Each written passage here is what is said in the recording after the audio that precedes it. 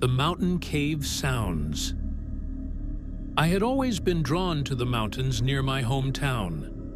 Even as a kid, I would stare at the jagged peaks, imagining what secrets they held. There was a certain allure to them, the way they rose abruptly from the earth, cold and indifferent, yet somehow alive in their stillness.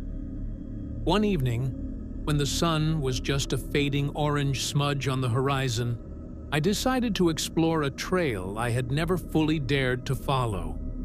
The air was thin, sharp, and carried the faint scent of wet soil and pine. Every step I took made a crunching sound that echoed oddly in the distance, as if the mountain were listening. After hours of walking, I came across the cave. Its entrance was almost hidden behind a thick curtain of vines and tangled roots, a dark maw opening into the cliffside.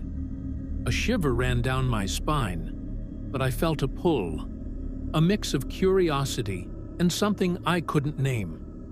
I tightened the straps of my backpack and stepped inside. At first, it seemed normal. The walls were damp, rough, and jagged, with tiny droplets of water clinging to their uneven surfaces. The floor was uneven beneath my boots. Every footstep echoed softly, bouncing back in faint whispers. But then I noticed it. A low rhythmic sound, almost like a whisper carried deep within the stone. I froze. My heart was hammering, and for a moment I wanted to convince myself it was just the wind.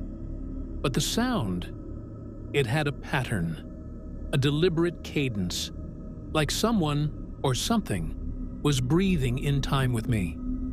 I drew my flashlight from my bag, flicking it on. The beam illuminated faint claw-like scratches along the walls. They were fresh, or at least that's what I convinced myself. But the thought didn't settle well in my chest. The whispers grew louder, evolving into soft, distorted words I couldn't understand. Sometimes, I thought I heard my own name, stretched and twisted by the shadows. I hesitated, my instincts screaming at me to turn back, but a strange compulsion pushed me forward. The deeper I went, the colder it became. My breath hung in the air as misty clouds. Then I felt it, a brush along my arm, barely perceptible, yet unmistakable. I spun around, shining my flashlight wildly. Nothing. Just the narrow, twisting tunnel, silent except for the echo of my heartbeat. My flashlight flickered. In the brief darkness, I imagined dozens of eyes staring at me, blinking slowly from the walls. Panic surged through me, leaving my limbs trembling.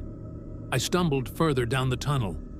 Each step sounded unnaturally loud, echoing like drums in a hall carved of stone. My thoughts raced. This isn't real. It can't be real. But it feels real. Then, from deeper within, came a low, guttural growl, followed by whispers again. They were fragmented, unintelligible, yet carried unmistakable menace. I tried to move faster, but the cave seemed to stretch endlessly, bending and twisting unnaturally, as if it were alive and aware of my presence. Then I saw them. Dozens of eyes, carved into the rock, glowing faintly as if holding some inner fire. They weren't natural. They didn't belong here. And as I stared, the whispers escalated into almost words, echoing with a horrifying familiarity. My name, my voice, my thoughts. It felt as if the cave itself was inside my mind, reading me, mocking me. I ran blindly through the labyrinthine tunnels, the flashlight beam jittering wildly. Every step revealed more eyes, more carvings, more shadows stretching like reaching fingers. The walls seemed to lean in, closing on me, pressing against my chest and throat. My legs ached, my lungs burned, yet I couldn't stop. The whispers followed me, repeating, twisting, layering over each other until I couldn't tell where they came from. Finally, I saw faint light ahead. Relief surged through me. I lunged forward, stumbling into the open night, gasping, shaking uncontrollably. The forest stretched quietly before me, the shadows long but ordinary. Yet the carved eyes, the whispers, the cold brushes against my skin, they lingered in my mind. That night, huddled in my small tent at the base of the mountain, I thought I was safe. But even as sleep claimed me, I could hear faint scratching outside. Slow, deliberate. A whisper of my name, barely audible on the wind. I sat up, heart pounding, staring into the dark. I knew with an unshakable certainty that the cave was still there, somewhere in the mountain, watching, waiting, and one day it would call me back.